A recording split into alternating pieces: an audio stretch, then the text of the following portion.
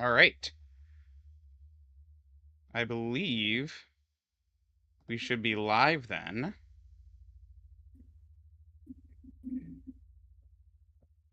Let's see. Looks like we are. How Yay. exciting. Woo! Cool. Yeah, so we'll wait for people to trickle in before talking through our three 20-second games. And I'll If do you our go put lives now. if you put three 20-second games together, do you get one 60-second game? That's right. On You 1 minute. have a minute, full minute worth of gameplay. That's the kind of promise we guarantee. Mhm. It'll be 60 seconds well spent, and we'll see how Absolutely. long we can talk about how short these games were. Exactly. That's the spirit.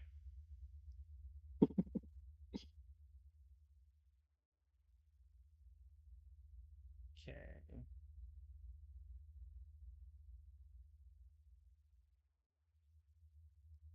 And then on Blue Sky. Boop, boop, boop, boop. How's football going? Are you winning? How's football? Football, Football. Yeah. my team is not doing super good, but my gambling is doing super good. Oh no. I was teasing about what I might talk about for our end of year stream, which is You also guys talk about upcoming. late for end of year game? I Oh wasn't good. going to, but now that I reflect on it, that is probably a better game that I played than the other one that I would have That's good. mentioned. We can just go straight from game of the year into intervention, and then Yeah, that's perfect. good. That's good content. It's good content. You Mm-hmm. only need an intervention if you're losing money. That's the thing. Like it's only a gambling problem if you're down. That's right. Right.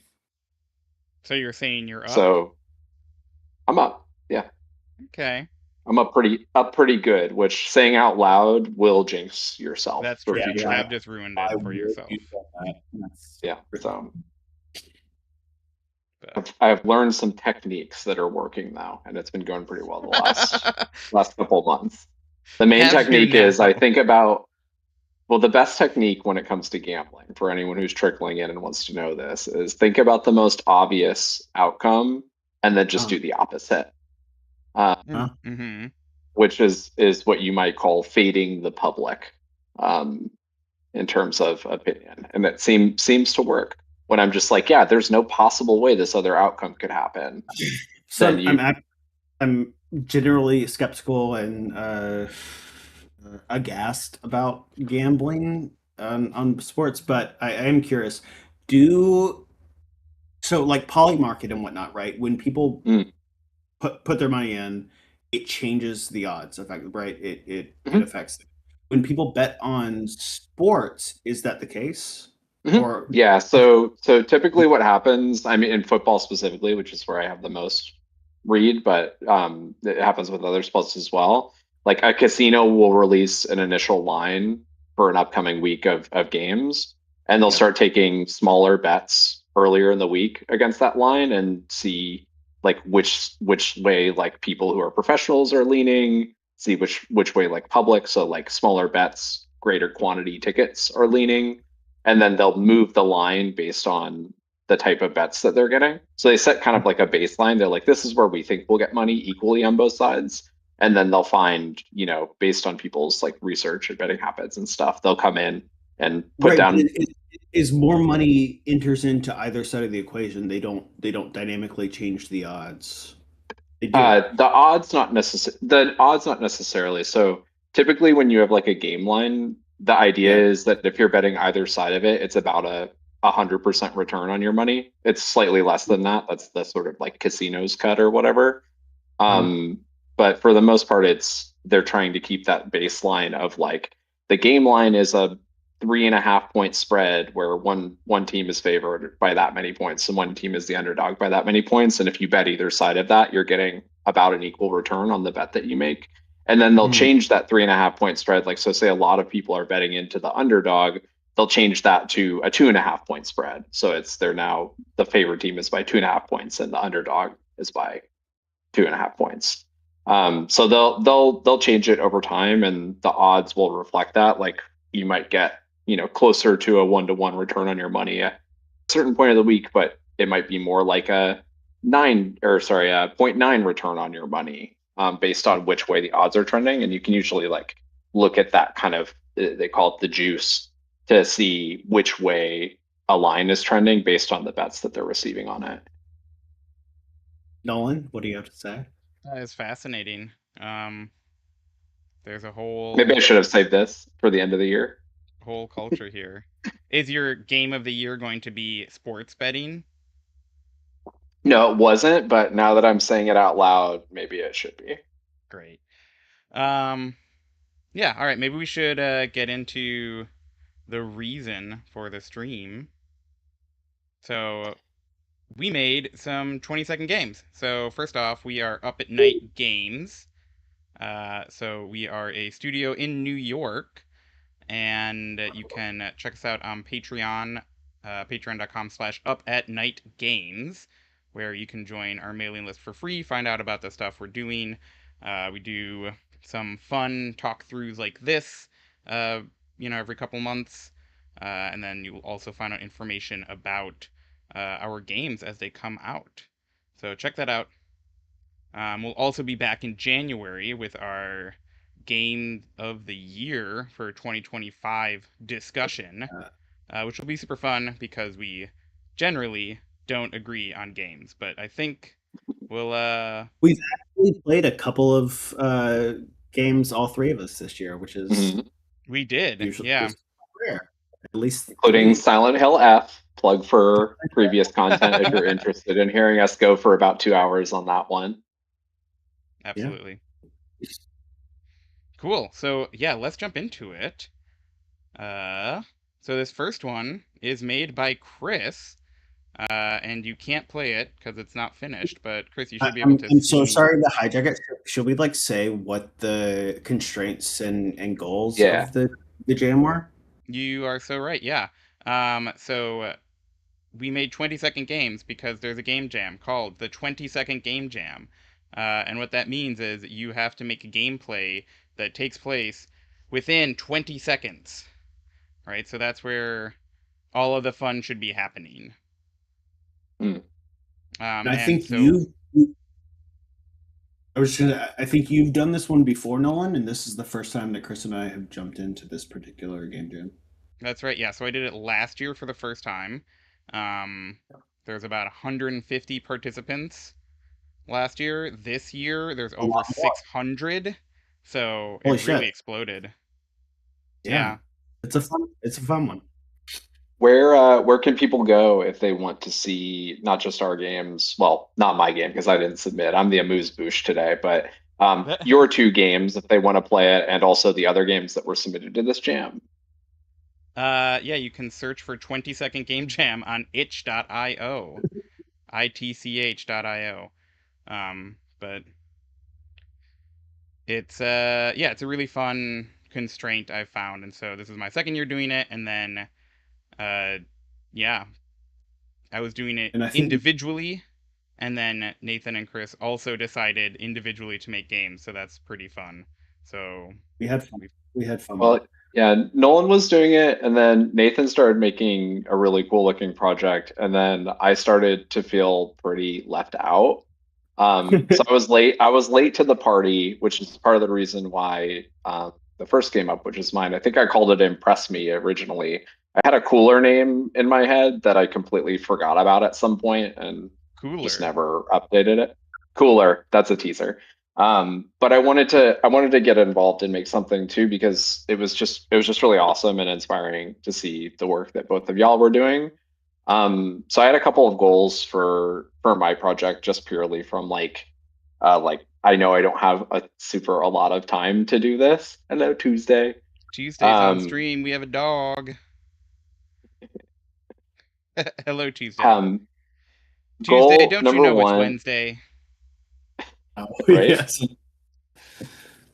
Goal number one for me was I wanted to use a different game engine, something that I hadn't used before, and probably you know people, if they're familiar with RenPy, will recognize this like menu screen, which is completely out of the box.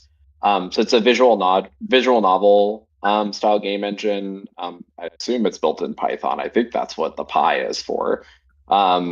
Yay. Uh, I wanted to use this because I wanted to make something that had sort of like branching dialogue trees. I wanted that to be kind of the jumping off point and constraint. The other thing that I kind of wanted to explore here, which is not something I've really done much in the past, was I wanted to like explore the concept of vibe coding. It's just not like I studied computer science in college long time ago before vibe coding existed. I have like done some coding as a part of different jobs and like QA automation and mobile design and like that kind of stuff. So like I have, not I'm not like the best coder, but I have a background in like traditional coding. And so I wanted to kind of see what like the fuss was about a little bit. Like I've used, different AI tools to help debug things and help kind of get some ideas down. But I never just sort of sat down and just felt like, hey, I've never used RenPy before. This is basically what I want to do. Like let's go in this direction and then use it to sort of like iterate. And what I found about that process was, a bunch of some pros and a bunch of cons, which is just sort of like the general landscape, I think, of using AI. I think kicking off the initial idea, it was like a really helpful tool. And then as it got into like deeper complexity, I would have saved a lot of time and headache just like doing stuff myself, or at least like doing much more like compartmentalized chunks of like vibe coding as opposed to like trying to continue to like add on to the overall project from how I was going back and forth with the tooling that I was using. I was using ChatGPT. I don't have an enterprise license, so So you I'm sure you there's better tools. you're kind of like hacking it together, going back and forth between the game engine and ChatGPT. That's Exactly, cool. yeah. So I initially stood up like, hey, I want this to be, and we'll do a run demo of it. I want it to be you're interacting with someone. I want there to be a timer countdown. I want there to be like, some non-exposed integer count associated with like whether or not you're being successful, where different responses within the dialogue trees are affecting that count.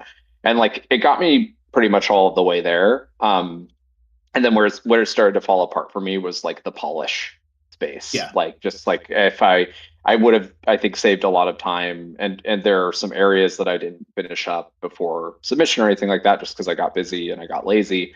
That I think I probably like at the point where it's at in the project, it would be much more fast for me to just sit down and just like code, and take that approach as opposed to being like, hey, like here's everything I've done. Like I kind of want to add this thing onto it or like change this thing about it. Like and then go through sort of like breakages and consumption there. But it was an interesting practice. Like it's something that I'm trying to understand a little bit better. Just like working in technology, I acknowledge this is something that like a lot of like a process that a lot of people are leveraging. So I Mm. needed to learn something about it. And I now learned something about it, which is, AI is only as good as the guidance you give it, and it's a helpful thing in terms of like getting a starting idea down, and then after that, you're probably just as better off in terms of like using your time and effort and energy, to do things like a more practical and structured way. That's my take, though. I know not everyone agrees with that. Anyway, should we play it? Yeah. Let's give it a start. Okay, so you better be cool enough to keep me cool. Cool. This is a cool snowman saying this. Oh no, I'm already at There's 50 no seconds. fucking way You, you can. he starts right away. You only get 20 seconds of It's true. gameplay. Cool snowman looks at you impatiently. Do a kickflip, tell a haiku, or make a short story long. What should I do? I'll tell. Oh, time's up. You're Okay. gonna do times up because this is a 20-second game jam, and that's all. He's melting because there's. So that was another part of my like sort of narrative element interpretation of this game jam is like what is some back and forth with a character that is easy to art. This is obviously not a very complicated snowman. Um, that you can, sort of have some narrative reason why you need to interact with him quickly. So mine is like a snowman in a hot place, and he's a cool snowman, double entendre of him being both cold and him being also awesome. So there's a lot of different questions that it'll cycle through randomly that effectively are kind of trying to lead you towards like showing off your own coolness, both literally and figuratively. So if you want to run it again and do some of the other questions, I could maybe point to some of them. Okay, he's looking to let me desecrate Run. Italy. I'm going to make a snowball camel hump. Uh-oh, desecratedly again. How about sunbathing oil? True randomness. Yeah, he looks at you as upset as can be. I'm going to put on some sunglasses. Uh-oh, he Very That should looks at help. me trickily. Silly. Oh, Oh Start a no. yeah. fire. Oh Yeah. no. Trickily is start a fire. That's the best one there. Okay, okay. Because it's tricky. I wasn't cool I feel like enough. some of this language too was Upset as feel can free be. to speedrun it to try to win. Yeah. Trickily is start a fire. Okay. Desperately. Yep. Damned if you do, damned if you don't. Uh-oh. Cool Snowman's There chilling. you go. Boom. Well, You're cool as can be. Cool man's chilling. So you said enough cool things to make him not melt in the 20 seconds. Nice.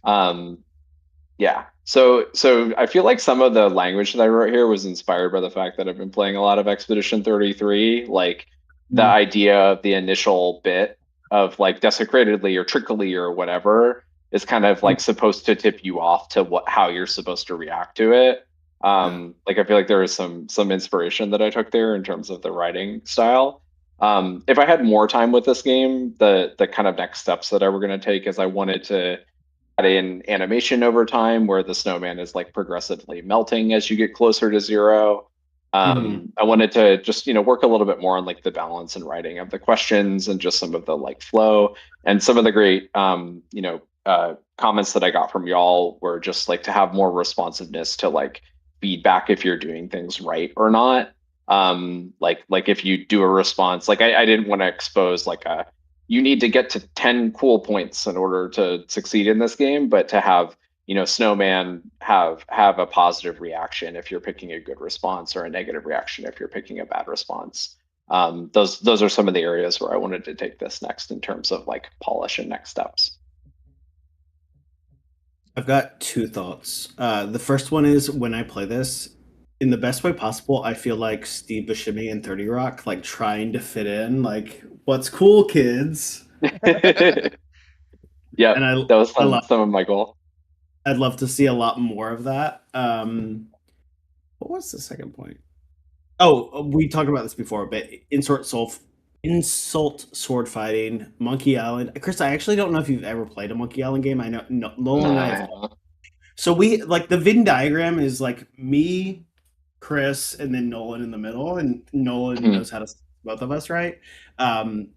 Insult sword fighting is this hilarious mechanic in the Monkey Island series where you basically through dialogue go through combat, and this kind of has that same sort of feel. It has the same tongue in cheek. It's very fun, yeah. Yeah, you got to figure out the right response. And I think you learn those responses in Monkey Island too. So you have to like go around and like have someone use an insult against you that you can then like, exactly. Your repertoire. Oh, I like that. But yeah, no, I definitely see that where, right, you're looking for the correct response, and right, you're giving us hints with the trickily, desecratedly. So definitely could see this going somewhere pretty cool. I also just like having to like make quick decisions. There's a lot of pressure, definitely. That's something nice about this particular jam, right? Is that it forces you to make interesting decisions within a 20-second window. Right.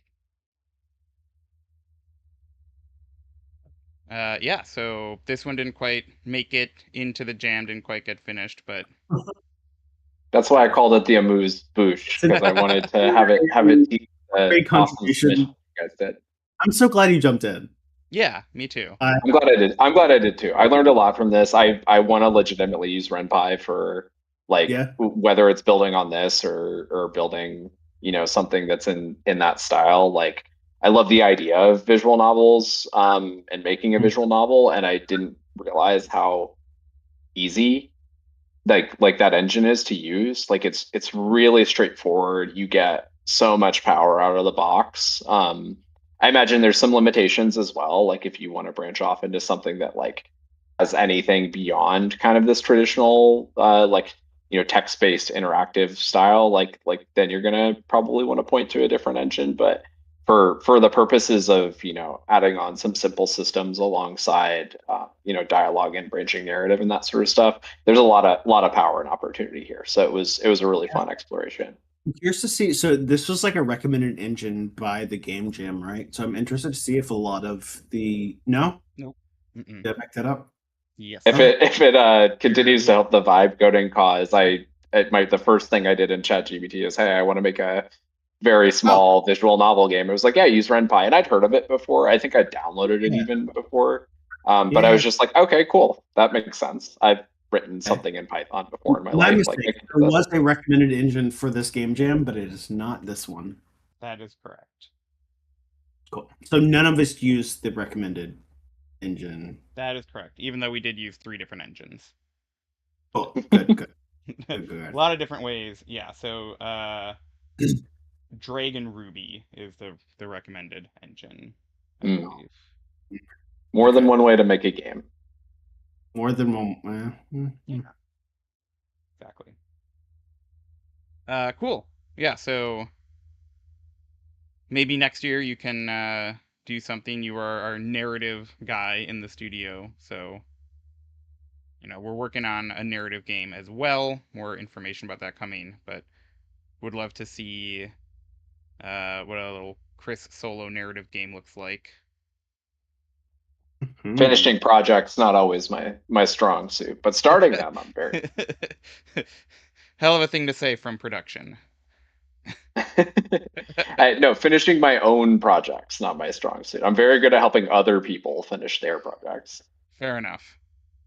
That's why they pay me the big bucks. But let's move over to Nathan. Yeah. And It's Inside. So Nathan, you want to set this up? Yeah, this is a game that I think I've wanted to make for quite a while. Like I shared some kind of design docs with y'all that you had access to before, but I just kind of resurfaced them from like a decade ago that were along these lines. I love the idea of just a very simple interaction where you're moving. The main action, the main verb, the main gameplay verb is just moving through rooms, right? Nothing else on top of that. So that's what this game is. I just realized I hid the editor mode in this particular build, but the way this started, the way the build went is it's just an HTML game. There's no engine behind it. Very low overhead, and it's creating a map on each refresh of the page that is a deck of cards that is each card is a room that has some behavior in it, and all the player does is move through them. The goal is to escape. Let's go. Okay. Oh look, I got a map. Oh, I think I died because of gas. Yeah. You died real quick. It's a 20-second game, so. So short session. Something that I really like about this game, as opposed to a lot of the other games. Uh-oh. Yeah, I escaped. I won. Ooh. But you don't have a head. So this is your least favorite character. This is my least favorite character, and it's the one I got last night on stream. Why? Randomly. How many did you end up with? I know you were trying to make a nasty 99. It looks like 38. Yeah, so the narrative is nasty 99. It's inside the nasty 99.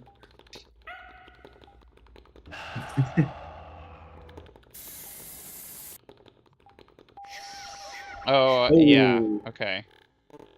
So I'm so interested to see, Nolan, I want to hear a little bit of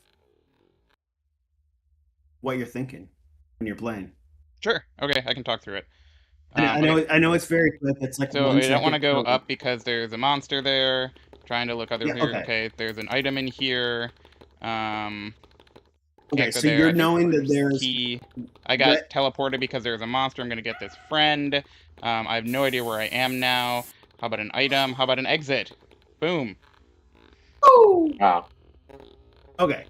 So, yeah, I wish we could show the grid behind it because that honestly that was the first, like I think it's a true kind of like game designer's game, and that the very first thing it does is create a grid that's um it doesn't care about what the rest of it looks like. Not that the rest of it looks amazing, but it's just a grid, right? It just says like Mm. you can go to these rooms, you can move through this space in this way, and that's what the first, I don't know, couple days of the jam was focused on, is just making sure that worked, making sure the rooms were laid out in an interesting way, making sure that there were keys in between locked doors, that kind of thing.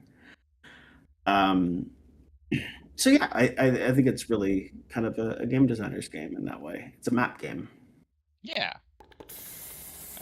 Okay. Items in multiple directions. I have the map now on the right, which is nice. Okay. Do But you now find it helpful? Oh. hectic? Yes, incredibly so. Do you find the map helpful? Oh, helpful. Sorry. Um, Yeah. yes, I do. I do find the map helpful.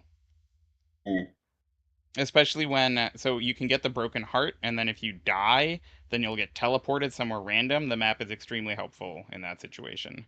Mm. Okay. But, So I think the very first thing when I was building this game was whoa, I had just a knife. I think I should have lived through that, but okay. you got a Batman. Oh no, your Batman's alone now. Oh. Yeah, the kind I of was order of nowhere near the operations. exit. I wasn't going to win that one. The order of operations for this was just moving through the space, and the only, I think, special room in the very first deck was the monster room. The spawn room for the monster, and the monster has some. It's difficult to see because you don't see the whole map. That's something I'd like to improve about the game, is giving you some kind of context of where the monster is at any given point in time, like how far you are away from them. But the monster moves around. It has a fixed speed. It has some fixed behavior. It has some dynamic behavior if you're in an adjacent room with the monster or not. Sometimes it tries to follow you. Sometimes it tries to hide and like obscure the fact that it is in its room. And then the red that indicates that it's an adjacent room disappears if you stay there long enough. That has happened to me. That's what's Just happened to you. now. I'm not sure it always feels great, but like that was kind of the thought process behind it. I mean, then we added on these additional rooms of the countdown room, the idea being that you need to spend a certain amount of time in the room, the gas room, where if you don't leave, exact opposite of the you don't spend long enough in the room, you have to leave immediately. Then we added the friend room, which lets you kind of unlock other characters, and if you escape with a friend, you get to play as them. And then I think, oh, and then the additional item rooms, right? So we had the keys from the very beginning. No, we added the keys after that, and then we added, per Nolan's feedback, the map and indirectly the heart. Just different ways to go with the space. I love the countdown room. The countdown room is my favorite, just because, I mean, I think it's really a nice like interplay with like what, not only what the spirit of your game is, but what the spirit of the game jam is, which is this idea of like you're moving so rapidly because there's this pressure of, you know, the 20-second clock associating with it, to take the player action and get them to unlearn moving really quickly through these rooms. I think is it's a really nice like player development, like learning the system moment. Mm-hmm. And then no, I don't know if you've actually played around with this system yet, because it was added only in at the very end. Is there's a sprint. You can move faster, so there's a certain speed that is to try to make sure that you can usually solve any given. Whoa. Okay. Oh, And then I ran too fast. But I made it in such a way, because anytime Nolan gives feedback, I try to make it in such a way, take the feedback in such a way that it annoys him.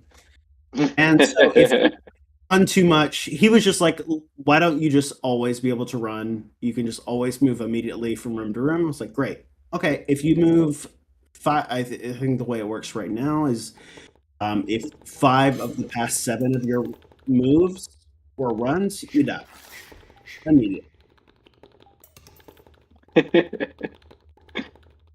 So they Get count down. trolled. You can see them. They're added to the top nav there. It's I with all of these things, I kind of toyed with the idea of making them hidden because I think it's kind of funny to just surprise the player and kill them. Like that's kind of in the spirit of this type of game.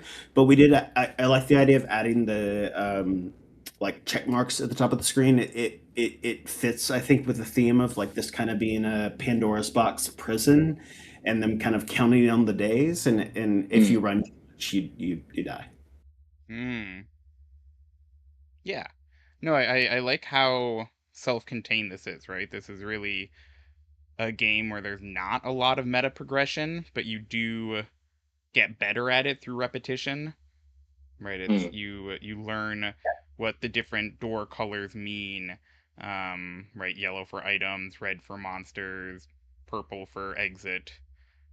You do get different outfits. That's nice, but you don't get to choose which one you want. So, that's fine. Sometimes I'm stuck using my least favorite one, but I think that does become the sort of additional goal as you're playing through. Like once your first playthroughs are okay, I just need to escape, and that's pretty hard. And then you get to a point where it's you can escape, most of the time, half of the time. But your additional goal becomes okay. Can I unlock more of the characters? Oh, I see. It's 5 out of 38. Yeah. Yeah, that's what it is. I did not that's a goal I set for myself arbitrarily was to get to 99. I'm quite happy with having got to 38. That's a lot of characters and there's not too many kind of reskins. I so like I said, I built this mostly in just straight up HTML, CSS, JS. So that was pretty straightforward, but I did spend a lot of time just messing around with illustration styles in Figma and learned kind of a lot of little techniques in there. So that was a good kind of outcome for this channel for me. That was a question I want to ask of you, just because this is such a like start to finish, like all the different sort of like aspects of making a game, coding a game, arting a game, sounding a game. What's like the like most awesome new skill you learned as a part of making this, and what was like the most challenging part of learning that new skill? Yeah, I mean, it was definitely the illustration. I started off with very much just like putting a circle on top of a square, right? Which is like illustration 101. Like this is how like your That's a your person. your That's a gestalt person. Yeah. are yeah. And from there, like I could open up my Figma file, and it gets much more complicated from there. I don't know. I think some of them got better. I don't think that all of them are better. Like I think that some of the times, the simple character design, especially in like a 2D game like this, makes sense. But I certainly did learn a lot more about just like how to use vectors, and like very like nerdy stuff, right? Like how to use vectors in Figma. That I feel actually a lot more confident about that now. The audio was fun. We did a lot of practical, like there's like my wife spraying hairspray. That's actually the sound in the gas room is her hairspray. I was, come over here. You're doing this? Like, let's fucking do it right now. There's probably Tuesday ground somewhere. There's like most of the mouth sounds are the just walking around is just mouth. So I had a lot of fun with that, and I love doing that. I don't know that I learned a lot because yeah, I've done that before. I learned a lot on the art side of things. What's the But friend sound? so, That the getting a friend sound? That's my favorite. yeah, that's just me. That's That's just me just you doing. doing. Yeah, Okay. yeah. Yeah. I won't Yeah. make you do it live. No. Okay. No, No. I can't. I can't. I literally don't. I don't think I did a second take on any of the sounds. It was just like let's record it. And then like I fucked with it in with like effects and stuff, but I didn't do another take of the initial recording. So yeah. Done is done, or perfect is the enemy of done. Yeah. With audio, I feel like we've had this discussion before. There's an opinion. Somebody at some point said like audio is the ass end, and I just feel like getting audio in there makes such a difference. Having something It that turns like it into a I would real game. It's I It nice would and does, again cool. yeah. I would love to spend time iterating on audio. Don't get me wrong, but like having something is just so much better than having nothing. That you get you get sound effects in there, and you're like, cool, this works. Yeah, totally, No, I totally love agree. that just this is such a you game, right? In the like weird, vague darkness that's very your aesthetic. The like mouth sounds that you just find funny. Um, the It is. y- game mechanics specifically implemented to annoy me. Like it's a very Nathan game. I think the writing too is representative as well. And I know there's not like a ton of writing in here, but from There's the some big title to text. the Well, we haven't depth talked text. about tech. That's something else aesthetically that I think y'all know I love is fucking big text. Just like Mhm. give me some big text. And Chris, you do Hmm. too, I think. Yeah, for me, it's because I think it's because of like Gaspar Noé and Yeah, like exactly. Evangelion and like all these different sort of Hmm. there's plenty of people who use big text in the world. You We must actually build a do have. boat. Yes. That has some big text in that game. Yeah. No, it's great. Yeah, it's very much the when you are not compromising with the rest of us. This is your aesthetic. I like It's it. true. That's one of the things that I feel like is quite fun about seeing the direction each of us take in this, because sometimes when we work together, we make awesome things, and sometimes when we work together, we get caught up on the game that we would want to play as individuals.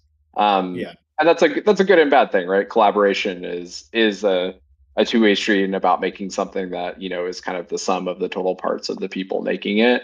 But when you have the full like authorship of making a game as an individual, you end up with something that's like obviously very quintessentially your style, but also restricted by the limitations of being an individual person, Yeah.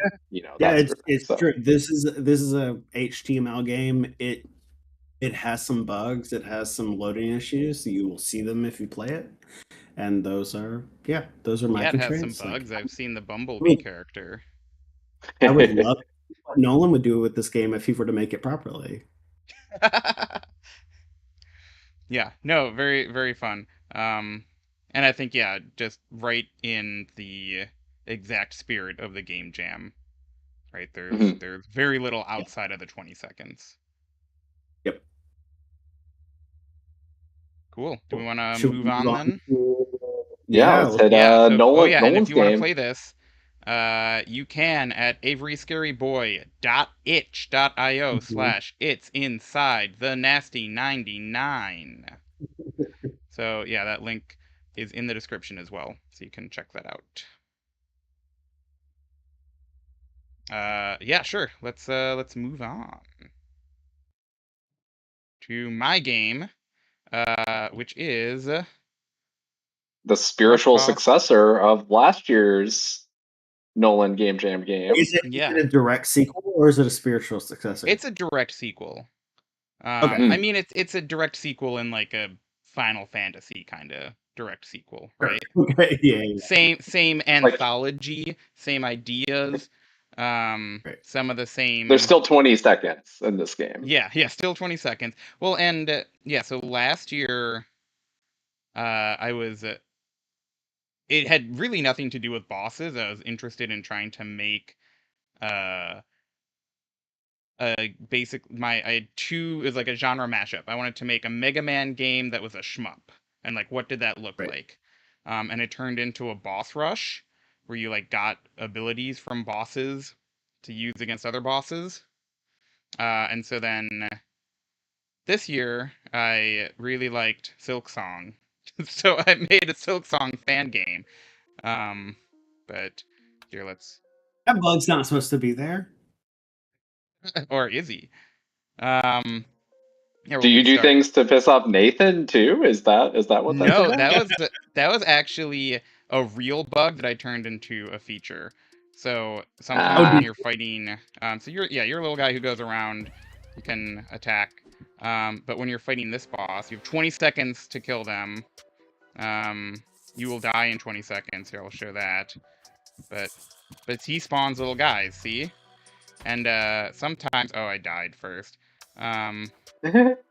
If you don't, they weren't getting properly cleaned up. So like, if you left this room with them still alive, then they would pop into the other room and just be like little guys in there.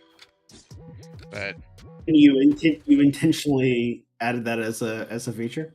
So I added that in. Yeah, once you beat this boss, then there's a, I think, 50% chance. Oh, I'm bad at this. 50% chance to for it to spawn. But yeah.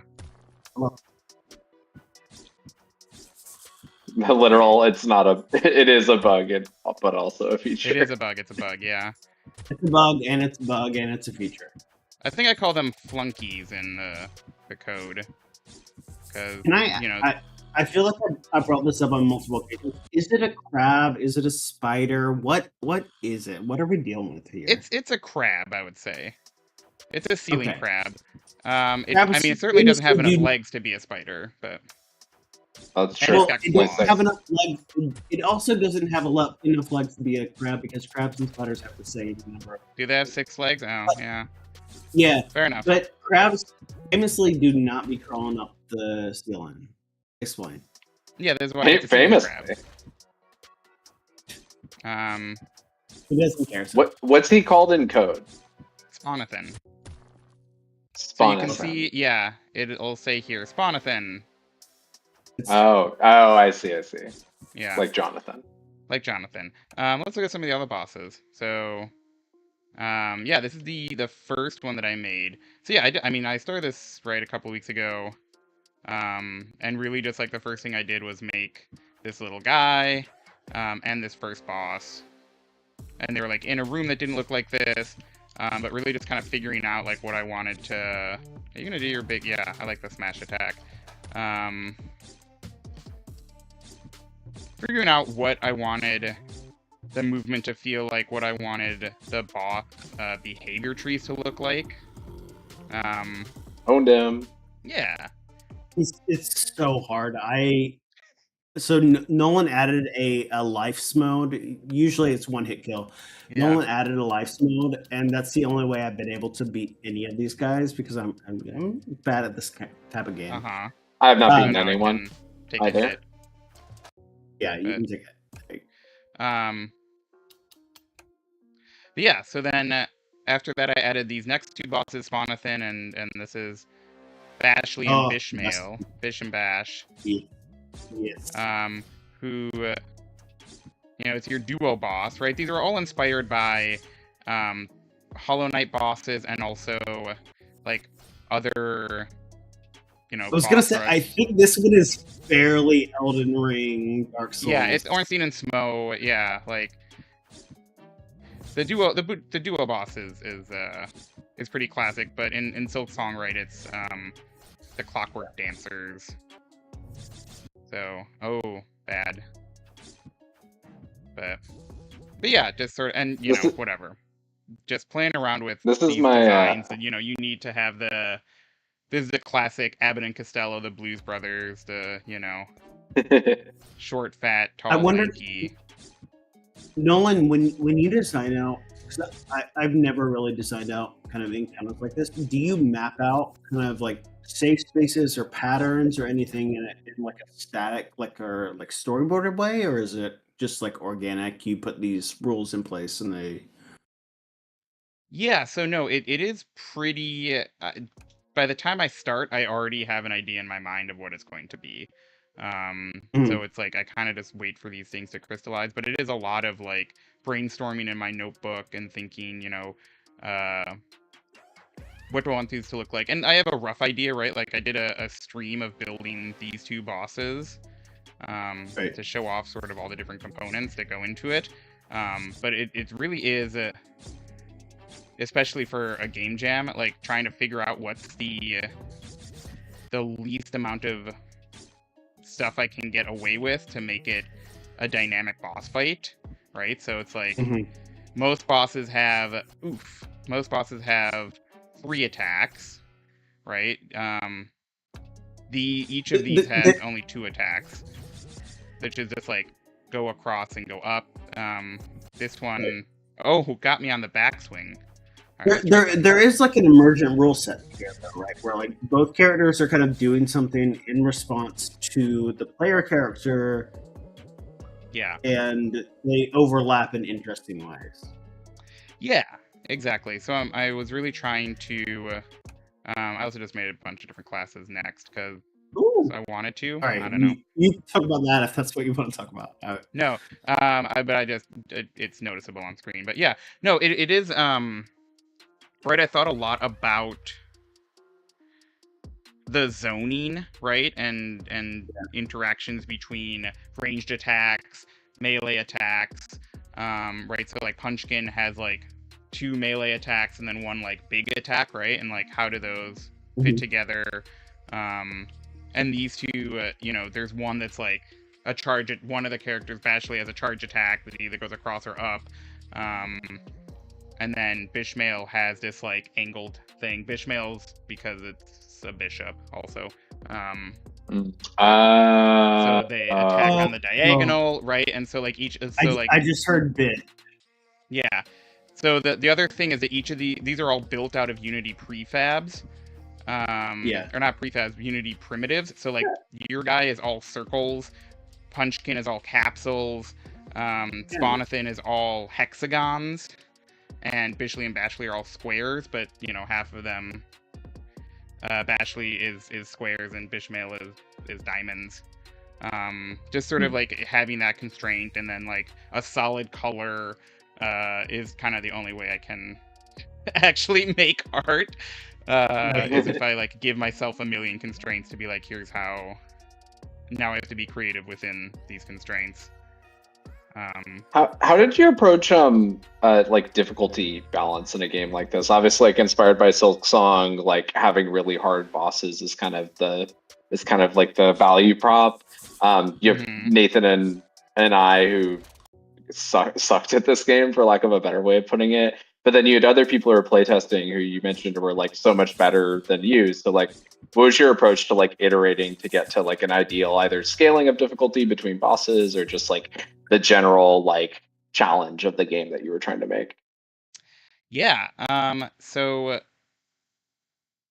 really hard, and just kind of some of it is just like good enough as I go.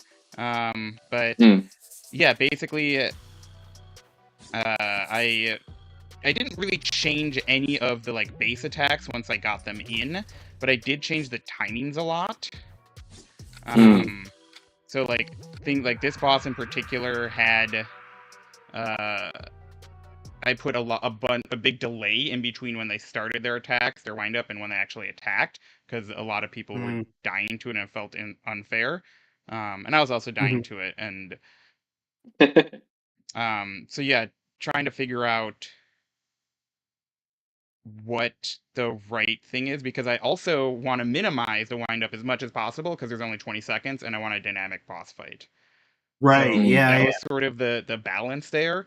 And then figuring out, what that's also why I had 9 playtesters on this game. So I could get a bunch of different feedback from a bunch of different people and sort of try and walk the line there. And I don't think I fully succeeded, which is why I added in the you want to get to the secrets? That's actually a really interesting point. Like I dealt with the same thing in a different way, where like I had to adjust the movement speed for the character moving between rooms because we wanted to make sure that they could do it in 20 seconds. We're like, how long the tactics will come the playroom as it's called in code. Yeah. But you wanted to make a hard game. That was I did. That was the goal from the beginning. Yeah.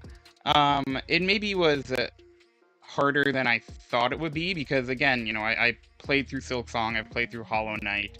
Right. And so I was like, oh yeah, this is a doable thing. And for a lot of people, it just isn't. It's not. Mm. So, but whatever. If you know you want to go to the menu and add these in, that's fine. There's no difference in, you know, the game. There's no asterisk next to your win. So, you know, I think there's something to be said too for just like the short session game and it being especially hard too. Like that's okay. Like it's okay to fail if the trying again means at maximum 20 seconds and then you could get a success. So you get more value out of the place that like you don't want it to be like, oh okay, I won. That was 10 seconds. It was the first time I tried it. We're done here. Like there's some degree of like learning the patterns obviously of the boss and like getting good at that. And I think that there's a really tight game loop when it is something that is as short as this, as opposed to like if you have a 10 or 15 minute boss fight where you have to like execute perfectly the whole time. Like there can be a lot more frustration in that than just like, oh darn, I missed it, but like I can go again real quick. It's not a big deal. Yeah, but I also didn't want to make it insurmountable, which I think it was feeling like for some people, right? Like I got feedback that like I just can't do it. So, well, yeah. That's still my feedback. I have a question for you. Same, but... Put you on the spot. You intentionally did not add a health bar to any of them. Yes. Why? I haven't asked you this the first time. I kind of just wanted to keep it a viral thing. More than right. Yeah, I just didn't want to like mess it up, especially because you're going to be looking at the boss, right? And there's I don't want you to be having to like look at other things. That's also why like the special meter is right above you. Your timer is right above you, right? Like it goes away, but it's like these are all things that stay on your person, so you don't have to look away. And so that's basically why it doesn't have a health meter, is because I just want to keep it simple and clean. Yeah. The way that you're making me feel tonight. So yeah, this is when you find out that all these bosses are optional. And the real game. This is what it's here. Talk about. This is the real game. Oh shit! There's a whole mirror that's wrapped in. Yeah. What is that? I haven't seen that yet. Yeah, and the other thing about the classes are pretty unnecessary, but I also wanted to give different play styles for people so that they felt like if it wasn't working, then they can try something else. Right. If it wasn't working and you couldn't beat any boss, then you. And I've heard from different playtesters that each different class is overpowered. So I was like, good, all right. Good. Great. That is perfect balance. Perfect balance. Yeah. And they are stronger, but yeah. So this is your Lace and Phantom fight from Silksong. Each of them have a couple of references, so it's not stealing if you take from multiple sources. I honestly was getting like 2D Bayonetta from all of this, so. Ooh, I like that too. Oh no, I totally. The multi swords is giving Sephiroth in Advent Children. No, there's that Cloud who has the like multi sword ultimate slash. Yeah. For sure. And they're also the needles from First Sinner and Grandmother Silk in Silksong, but and also your dark self or light self in this case, I suppose. Dark Link, yeah, from Water Temple. Yeah. So yeah, that's one of them. The all of the bosses are harder in this area. For a couple of there's a couple of things that make them harder. One, the stages are more dangerous, right? There are spikes in that one. Two, the bosses have overlapping attacks now. So they have things like, right, they set up the spikes to come down. And right, they'll attack at the same time then as things are happening. They have shorter wind-ups, and they also have smaller hitboxes. So they're just like you really gotta learn how to do it. But yeah, now that one of those changes is gone, so this is your Trobio and Grohl boss. If you, oh boy, you played Silksong. I mean, a completely original character named Opprobrium. Ah. But you're like this, Chris. You're on a stage. Oh, I know. I love that. The world's a stage. Exactly.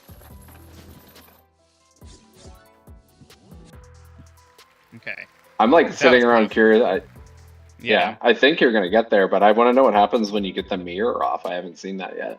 Yeah. Okay, we'll do it. Very, very interested in the ending. Mm-hmm.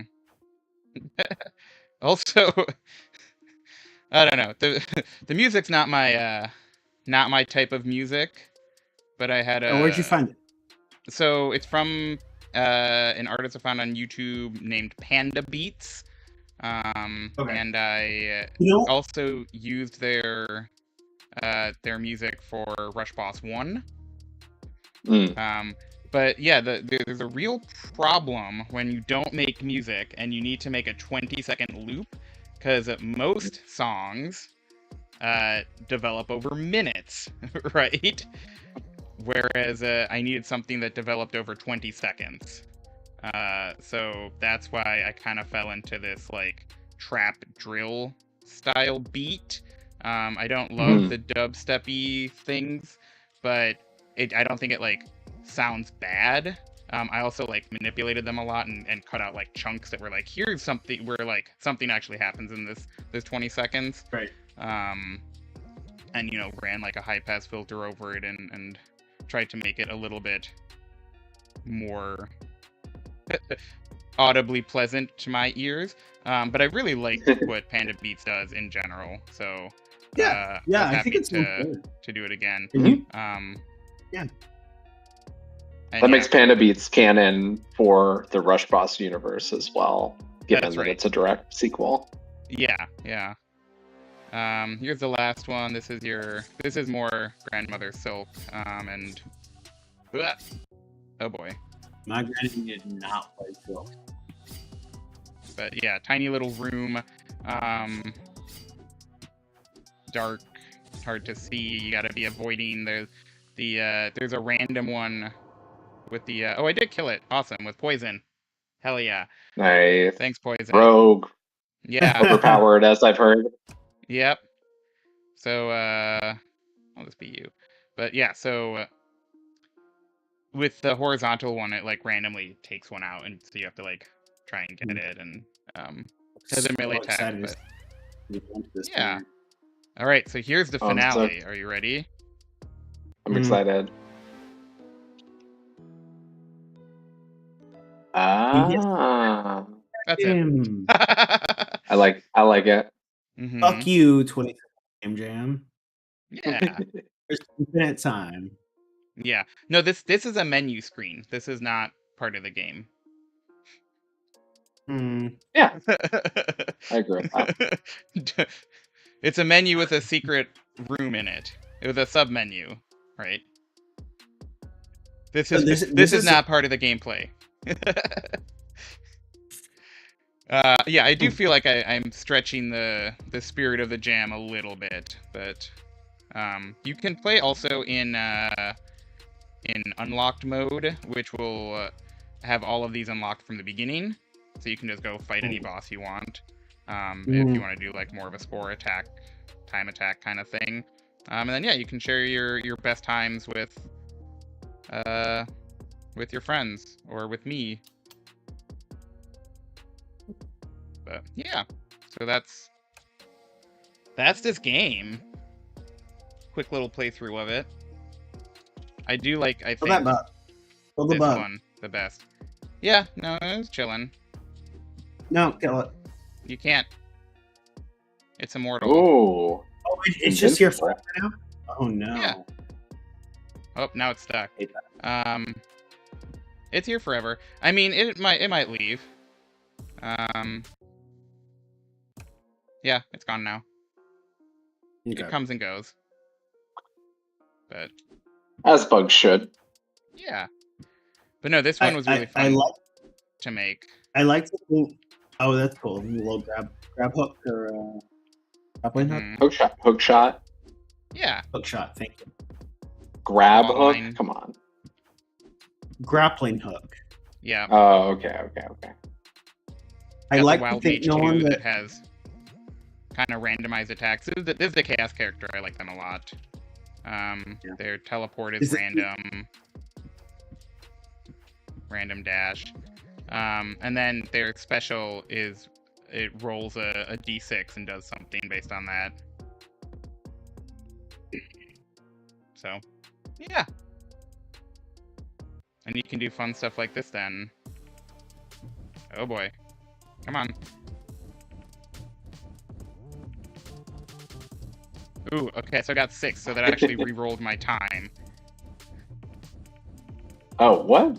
And I summoned a little guy. Yeah. this is such a speed runner's game. I love that. Yeah. Mm-hmm. Nolan, this is, I mean, it's awesome and an awesomely complete game, but if you had $1 million and a year to keep working on this, where would you take it? Oh, I mean, that's hard. I feel like I'd want to make, so like next year, right? I kind of want to make another rush boss. Yeah. In a different style. I feel like I have like stumbled upon something kind of interesting in just these like 20-second boss fights that can like grab a lot of signifiers from a genre and people can kind of just jump into it. But yeah, if I were to like make this game bigger, right? This is the like, how do you make a sequel to Portal 2 problem? Or how do you make a sequel to Portal problem, right? How do you make a sequel to Pikmin? It's already a perfect game. Yeah. I mean, number one, I'd want to get help on art, music, design, stuff like that. You know, boss behavior design, stuff like that. But yeah, I'd probably make it. Some of it would just be like more bosses. But also some of it would just be like spending the time to make the classes more thoughtful, right? So there's like maybe a clear rock, paper, scissors relationship between some of the things. Spending time to make the narrative more deep so you can like, it'll draw people through it as opposed to just like, oh, there's a secret room. Maybe, I wonder what happens with this mirror, you know? $1 million a lot though for, I mean, it's not that much for a game, but it is. Oh, that's fun. He goes behind the boa. Some layering stuff there. Fix the layering. That's next. Yeah, fix the layering for sure. Not just the boa. Yeah. Yeah. I imagine the Halo too. Yeah, I hope so. Nailed it. Yep. That was a little bit of watching the Windows screensaver balance and seeing what happens.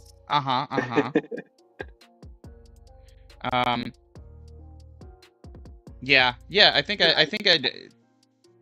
my answer is I'd probably make it into more of a game that spans genres, like a Frog Fractions, where maybe you start with one kind of boss fight, but then it takes you through a bunch of different styles of games, and builds on some simple mechanics that you have that can be like translated into different game styles. I feel like you could almost have like a meta progression to it, where you do expand it out, almost like an inscription, where you like kind of get dropped in and you have like sort of this set expectation of the theming and the vibe and the mechanics. And then you get put into a universe which is obviously intrinsically linked to it, but with like a significantly different art style, different rules, different sort of constraints and that sort of thing. That could be a really cool progression where it's all, you know, to your point, if this is the same universe as the original, where there's that sort of interlinking of time as the overarching narrative. Yeah, for sure. And then, of course, you're the boss at the end. Someone has to come and You kill were always the boss. It turns into a visual novel at the end where you fight a new person who comes in and you have to choose your attacks and stuff. But how no John, you were the demons of you. No, John, you exactly. Yeah. So yeah, that's this game. Yeah, obviously some stuff I would like to fix up, but I think for a game jam, I pretty much executed everything that I wanted to. I mean, the animations, the squish especially, but like the animations in general, it's also polished. Yeah, that was the theme. There was a squash stretch and shadow and light. Yeah.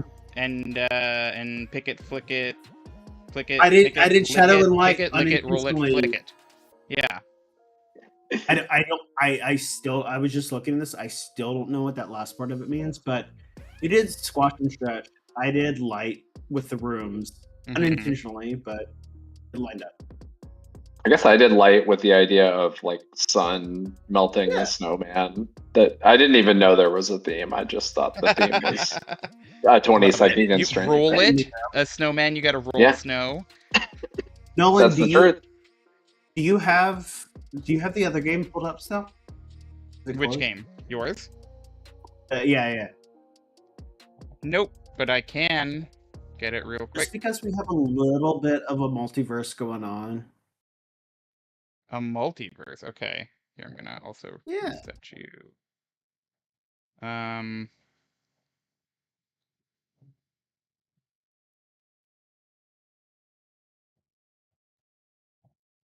Hey, that is not what I clicked on.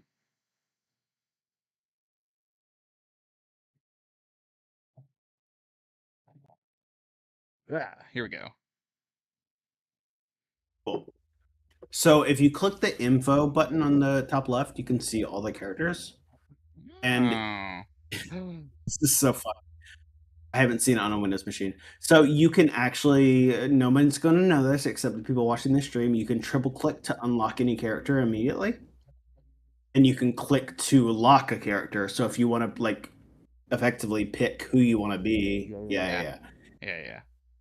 So we have at the very bottom, if you see. Oh, and Snowman number 97. Oh, and 97. Oh, different Snowman. Okay. Oh yeah. Sorry, I'll turn this one off. Yeah, that's there was unplanned. Nathan made a snowman. Completely unplanned. Yeah, I love this. And then I made my snowman game, and you're like, wait, I have a snowman too. Snowman. Oh, I love it. Oh, I should have given you an asset with a full butt, but no, it's good. What happened there? I feel like I waited long enough. So it's like fairly, it's fairly hidden in the game. Oh, but there are kind of a dark and light asset of each version. So, Chris, I did take the melted snowman. If you're ever in a dark room, you'll see if Nolan, if you walk around with this guy, you'll see that he's like in his state when he's in the dark room. This is my. I'm glad. I was gonna ask if you used Melty, which didn't make it into my game, but is an asset that I made. The gas room. There's. Oh no, he died before I got to see it. Okay. Sorry, I'll try for real then.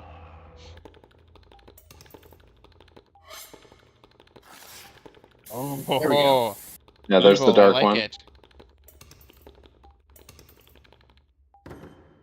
Uh-oh. I'm screwed. Trouble. Fair enough. I saw the evil eyes. And with the snowman.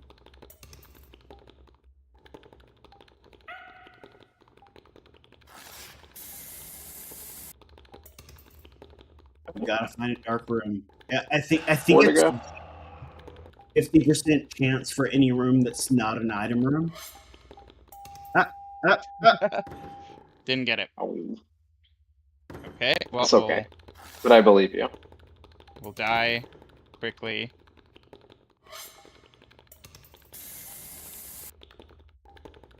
You can't leave the rainbow room without picking up a friend. You're so right. There we go. Uh, Okay, So- Matt's least favorite Actually, character again. if we could watch right here for a second, Uh-huh. there is a random chance through the cycle that they flash the dark character, so you get a little bit of the darkness The hint. on the outside. Oh, for both on of the them. other one. Yep. Yeah. Okay. Should we go for Snowman? Oh, there it goes. I mean, it exists. I promise. I just believe wanted to try to connect the multiverse with the. Yeah. No, that is amazing. Canon Nasty 99. Yeah. Here, we're gonna turn off you. Turn off. Yeah, bye. Yeah. And we'll turn off you as well. Little guy. I do want to see Melty, Mm-hmm. if possible. I'll Is try it and do that. truly 20 seconds for the countdown? It feels like it's long. Yes. No, it's really 20 seconds. Oh, little snake. That's fun. There it is. Oh, Melty! Hi, Melty. Melty. That's like Amazing. kind of its true form. I think so Can you too. turn out the lights? I Yeah. like it. Just a carrot, a hat, some buttons, and some melted snow. Nice. Cool. Oh, and thank you. You guys Virtual ruled. This Nomad, was for the really. lurk. Who's looking? Virtual Nomad. Hi. This was really inspiring. Thank you guys for making such awesome games and convincing me to get off my tuchus and learn something new. And yeah, just really proud of the two submissions you guys did, and some really cool, thoughtful games that obviously a lot of like heart went into. So yeah, just stoked. Yeah, no, this is a lot of fun. Always get to learn something new. And we made them separately, but I'm very excited to get back to making games with both of you. So now that the game jam is over. Yeah. Absolutely. Yeah, so reminder, pull up the cover again, but you can find out more stuff about us and what we do in the games we're making if you go to our Patreon at patreon.com/upatnightgames. Just join at the free tier right now. We're using it as a mailing list, and you can find out about stuff like this. We also did a Silent Hill F spoiler cast last month. Next month we are doing a Games of Year discussion, which will be very fun. So Tune in to see if sports gambling makes the list yes, for it's me sports for gambling. games 2025. Or if Chris has been off by his bookie by that point in time. It's who true, can yeah. say? My bookie's an app. I don't think an app can off me. Oh, I don't think. ChatGPT is That's trying. so cute of you to think the apps can't get you, but they will. Yeah, anything else that anyone wants to say before we close out? Super fun. Thanks both y'all for pushing me on to make something better. I like the idea that I started with, and you both push it to be better. So thank you. Yeah, likewise. Thank you both for giving me your feedback. It's hard. That's what I said, right? Hey, that is useful feedback. I think especially with this Sure. game in comparison to last year, it was a much harder game, and I didn't realize that. But so cool. Yeah, so that'll do it. The links to both It's Inside the Nasty 99 and Rush Boss Curse Rhyme are in the description of this video. You can check it out. Make sure you follow us on Blue Sky. Also, if you want to hear more about what we do, I think we're just at Up at Night. I will double check that right now. And obviously, yes, this YouTube page is where we go live. Up at Night Games.bsky. So check that out. .social. Sweet. I would say Yeah, good night to everyone, but I feel like it's more appropriate to say, we're just getting started. just getting started. We're Up at Night. Thanks to the 20-second Yeah. game jam for hosting a cool idea Yeah. and lots of fun games. Excellent jam. Excellent jam. Mm-hmm. Thank you.